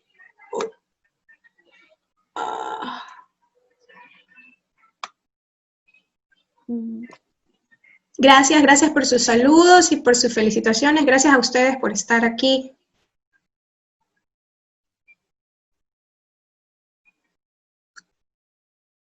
Aquí tenemos una pregunta. Dice, ¿a partir de qué edad se recomienda trabajar el modelo ABP y qué alternativa hay de adaptarlo a los niveles de básica elemental? Bien, como les decía, un saludo muy especial para las parvularias. Me parece muy complejo trabajar con niños. Yo creo que los niños pueden trabajar desde muy chiquitos el tema de aprendizaje basado en proyectos y de aprendizaje basado en la investigación. Lo que pasa es que tenemos que flexibilizar un poco nuestras ideas de, por ejemplo, un informe de investigación para un niño de inicial. Si es que, por ejemplo, queremos hablar de la contaminación, de la basura en las calles. Un informe de investigación de ese niño puede ser una foto que haya tomado con el celular acompañado por su mamá de la basura que hay afuera, ni siquiera tiene que salir de la cuarentena. Se asoma por la ventana, la mamá le ayuda a tomar una foto de la basura que hay afuera de su vereda. Eso ya es investigar, eso ya es darle a un ejercicio que de pronto pudiera ser muy desconectado, muy tonto, decir, ay, sáqueme una foto, como una instrucción, sáqueme una foto de la basura que está fuera de su casa. No, darle un giro, involucrar al niño de 5 años y primero hacerle preguntas. ¿Qué sabes tú de la contaminación del planeta? ¿Qué has escuchado tú de lo que está mal con el planeta? ¿Por qué la gente ensucia? Y créanme que ese proceso de escuchar sus preguntas, de escuchar las ideas que ellos tienen con respecto a ese proceso, a ese concepto que para nosotros es complejo de contaminación, nos va a dejar asombrados. Y en base a esas preguntas iniciales que los chiquillos tienen, poder ir planteándoles todo un proyecto, incluso para que ellos se sientan importantes. Es decir, bueno, vamos entre todos a armar un sitio web donde vamos a denunciar cómo se ensucian nuestros barrios. Y el niño lo único que va a hacer es, dentro de esta dinámica de proyecto, va a sacar una foto del frente de su acera. Y eso ya es hacerle entender al niño que eso ya es recolección de datos. Y nosotros como profesores, relevar esa información, no dejarlo como una tarea ahí guardado en el Moodle, no, coger y hacer, por ejemplo, en un Padlet o en el Google Site o en un pequeño, en estas aplicaciones que te permiten hacer sitios web rápido y mostrarle a los alumnos, a los chicos, miren, aquí están todas sus fotos, aquí están sus nombres como investigadores, hemos colaborado para hacer este sitio web y denunciar que no debemos ensuciar las calles y hablar de la contaminación y hacerlos ver un video. O tal vez que en casa traten de buscar un video, o que le pregunten a los papás cómo eran, por ejemplo, los barrios antes. O sea, el poner en juego toda nuestra creatividad, flexibilizar la idea de investigación, porque investigación es buscar datos, hacernos preguntas, buscar datos, y luego sacar conclusiones de esos datos, y eso lo podemos hacer todos. Y de hecho, si hay alumnos que son investigadores, son los niños de 5 años. Cuando nuestros hijos o nuestros alumnos tienen esa edad, no nos dejan en paz con sus preguntas de ¿y por qué? ¿Y por qué? Así que si hay alumnos que nos pueden enseñar acerca de la investigación, son los chicos de inicial. Bien, Mabel, tenemos otra pregunta más. ¿Cuál debería ser la motivación del docente al momento de la clase y qué lo debe impulsar? Wow, esa es una pregunta casi, casi filosófica. A ver, yo les puedo compartir, no voy a hacer prescripción porque imagínense, la motivación es una cosa personal. Yo les puedo compartir mi motivación durante esta pandemia, durante este encierro. Para mí, como les decía, una de las cosas que me parecía más importante durante esta crisis era pensar que yo podía ser un vehículo para mis alumnos de que había un futuro, que cada vez que nos reuníamos en nuestras clases virtuales, ellos estaban preparando para obtener su título de profesionales porque hay un futuro.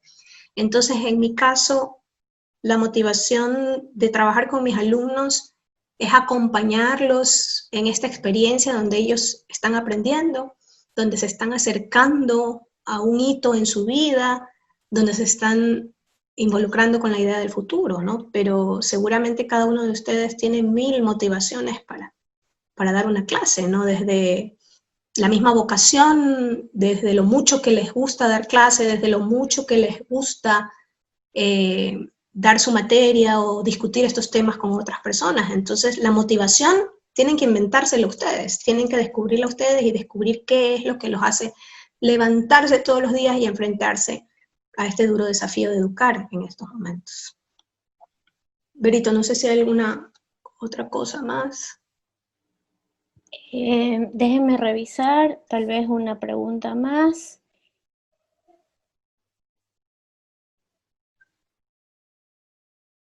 Sí, veo, mientras tú buscas, Berito, veo que muchos de ustedes, con justa razón, dicen, ustedes lo dicen más educadamente, pero yo sé que el tono es, todo eso está muy bonito, pero ¿qué pasa con los muchos lugares del Ecuador a donde no tenemos conectividad, no tenemos internet, ni de broma tenemos Google Earth? Sí, es verdad. Como lo mencionábamos y lo reconozco, la brecha digital que existe entre los lugares de nuestro país es enorme. Nos toca respirar profundo, tener entereza y no rendirnos. ¿A qué me refiero? Es verdad que hay muchos lugares donde ustedes trabajan, donde sus alumnos ni de broma tienen acceso a una computadora, ni de broma tienen un buen internet para ver, explorar Google Earth, pero tal vez todos tengan acceso a un teléfono inteligente o a un teléfono con WhatsApp. WhatsApp podría ser una forma de hacer investigación. Como les digo, tenemos que cambiar nuestra mentalidad hacia lo que significa investigación. Podríamos pensar en un proyecto de un problema real que implica hacer investigación en sus grupos de WhatsApp, con sus grupos de familiares, y eso ya es bastante. Y el que las cosas que los chicos armen con sus PowerPoint, o si no tienen PowerPoint, las cosas que dibujen, los carteles que dibujen con sus resultados, puedan ser digitalizados con una foto y compartidos por WhatsApp o compartidos en sus redes. O sea, usemos las redes sociales, que quisiera creer que la mayoría de nuestros chicos tienen acceso. Usemos los teléfonos celulares como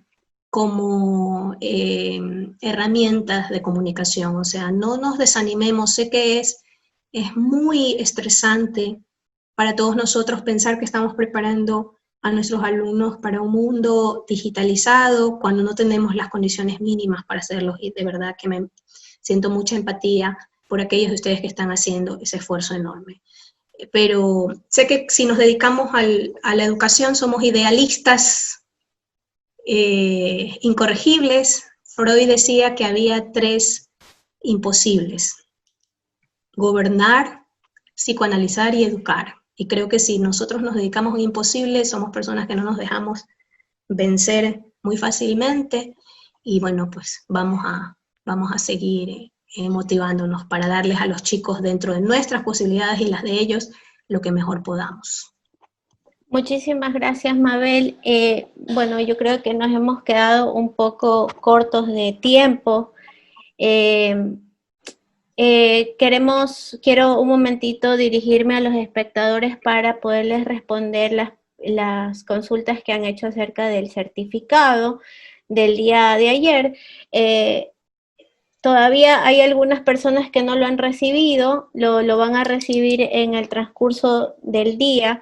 Si es que no lo llegan a recibir, eso quiere decir que posiblemente hubo un mal ingreso de datos. Queremos recordarles que el trabajo de los certificados está siendo automatizado, es un proceso automatizado. Eso quiere decir que si es que ingresan mal sus datos en el formulario, no van a poder recibir el certificado después.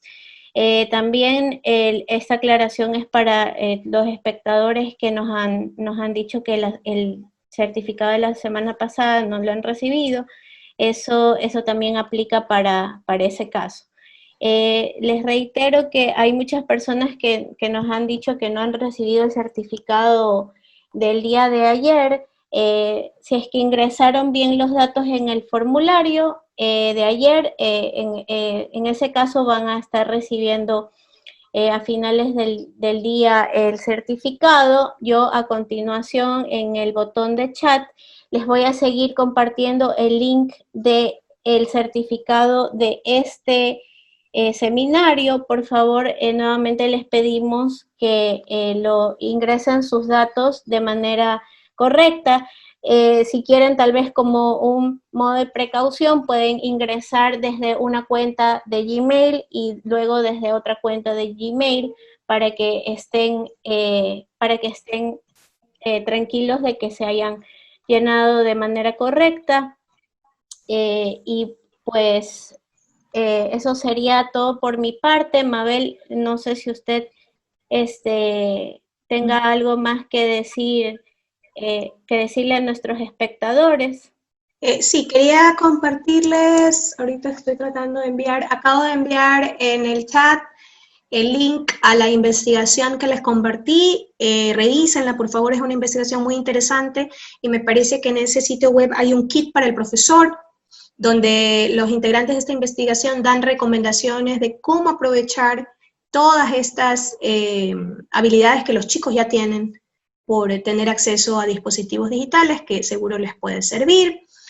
Nada, simplemente agradecerles la acogida que tienen los temas que les estamos proponiendo desde la universidad, desde las maestrías en educación para sus realidades, solidarizarme una vez más con el trabajo enorme que están haciendo, la dificultad enorme que están teniendo especialmente los colegas de áreas rurales o de áreas a donde la tecnología y el acceso a la información es casi una utopía. Simplemente darles mis palabras de ánimo, decirles que seguramente en su interior van a encontrar motivación para seguir siendo maestros y seguir dando clases a pesar de las circunstancias extraordinarias que estamos atravesando. Desearles que se cuiden mucho, que estén muy bien ustedes y sus familias y ojalá podamos encontrarlos pronto. Muchas gracias por haber venido. Muchas gracias, Mabel, por su intervención. No sé si es que nuestras otras panelistas quieran dar unas palabras de despedida a nuestros espectadores. Sí, Berito, muchas gracias. Gracias, Mabel. Antes de dar mis palabras, quisiera que Norma Quispe, vicepresidenta del Fondo de Cesantía, nos ayude con unas palabras que nos está aquí acompañando en este momento. Muy buenas tardes. En nombre del Fondo de Cesantía, quiero expresar un saludo afectuoso, felicitarle a la Universidad Casa Grande por esta oportunidad que nos da a los docentes de recibir actualización, sobre todo en este tema tan delicado que estamos enfrentando los maestros, en virtud de que debemos mejorar cada día en nuestro aprendizaje y nuestra enseñanza con los estudiantes. Quiero felicitarle, muy buena la compañera que acaba de dar la disertación, excelente. Yo creo que nos ayudó a todos los docentes a buscar alternativas adicionales a las que tenemos a la mano para mejorar la relación con nuestros estudiantes.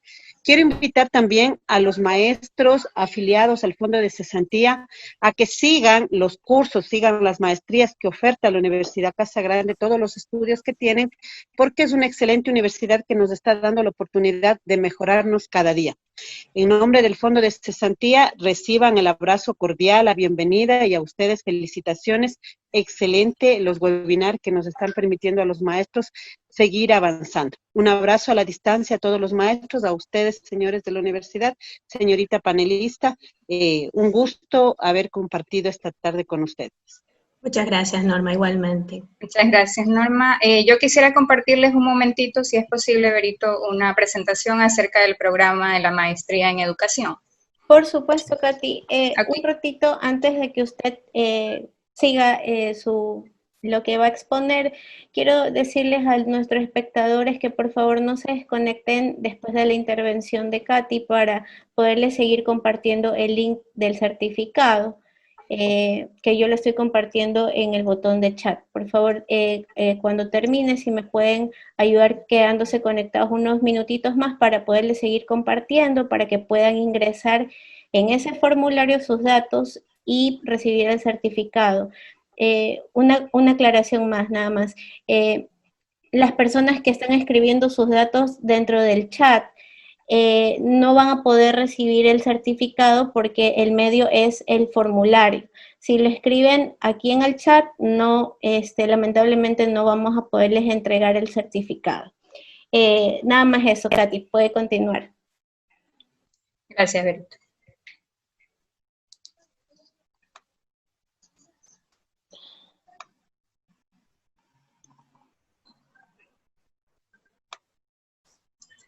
Bien, yo les voy a hablar acerca un poquito de la maestría en educación, pues es el programa que nosotros estamos ofreciendo dentro del auspicio del webinar que estamos haciendo el día de hoy, pues no. Bien, la maestría en educación propone un programa para formar profesionales capaces de comprender las teorías más importantes de la pedagogía contemporánea dirigidas hacia la aplicación de estrategias, técnicas y herramientas didácticas. Su perfil de ingreso está dirigido a profesionales del área pública o privada que actualmente se desempeñan en todos los niveles de educación. Como podrán ver, esta es nuestra malla curricular. La persona que se inscriba en este nuevo periodo, pues comenzará a realizar su trabajo de titulación a partir del segundo periodo. La modalidad de estudio para esta nueva corte sería de modalidad virtual debido a la situación por la que estamos atravesando, con una duración de 18 meses y las clases serían viernes y sábados y domingos ocasionalmente. El resultado de aprendizaje de esta maestría en educación será que podrá vincularse laboralmente en ámbitos investigativo y pedagógico en instituciones educativas públicas y privadas en todos los niveles de educación. Pueden ustedes realizar funciones tales como directivos, docentes, investigadores, evaluadores, capacitadores o instructores. ¿Cuáles son las formas de pago? Pues como lo mencionó Normita, tenemos un convenio con el Fondo de Cesantía, recibiendo un 30% de descuento, que el total de la maestría le saldría en un valor de 4.410. Tenemos también un pago de contado con un 25% de descuento, 10% para las personas que pertenecen al Ministerio de Educación, o lo pueden realizar con tarjeta de crédito o crédito con entidades financieras. El total de la maestría en esta nueva corte tiene un valor de 6.500. El proceso de admisión, pues ustedes podrán revisar en este momento cuáles son los requisitos. Igual yo le voy a dejar mi correo para que ustedes puedan escribirme y yo les pueda dar un mayor detalle. Para más información, pues les dejo mi correo. Pueden también seguirnos en la página de Facebook o en Instagram. Muchas gracias. Muchas gracias, Katy. Muchas gracias, Mabel. Les agradecemos a todos nuestros espectadores por haberse unido a este webinar y los invitamos a que se unan a los siguientes conversatorios de la universidad. Me despido de ustedes, Mabel y Katy, para que se puedan despedir de nuestros asistentes. Sí, una vez más, muchas gracias por sus cariñosos saludos en el chat, los estoy leyendo todos. Gracias por el entusiasmo y la paciencia de escucharme por más de una hora. Ha sido muy bonito reflexionar con ustedes de estos desafíos. Insisto, les mando un abrazo y sigan adelante, no se dejen vencer. Yo sé que vamos a lograrlo a pesar de la adversidad, seguir siendo buenos maestros y seguir acompañando a nuestros alumnos. Muchísimas gracias, Mabel. Bueno, de mi lado también muchísimas gracias a todos los participantes, la gran cantidad de participantes que tuvimos hoy. Y bueno, invitarlos a los demás webinars que vamos a tener. No olviden de revisar la página de la universidad o nuestras redes sociales. Vamos a tener muchos más dirigidos a diferentes temas. Gracias. Muchas gracias, Katy. En este momento me voy a quedar con los asistentes para poderles enviar el link del formulario. Les recomendamos a nuestros espectadores que por favor revisen los datos que ingresen al formulario. Si es que ustedes los ingresan de una forma no correcta, no les va a llegar el certificado. Hay algunas personas del seminario de ayer que no les ha llegado, como les comentaba, les va a estar llegando si es que ingresaron sus datos correctamente en el formulario en lo que siga de la tarde y del día. Pues bueno, no me queda nada más que agregar. Muchísimas gracias a todos por acompañarnos y los esperamos en el siguiente webinar de la universidad. Muchísimas gracias a todos por su asistencia.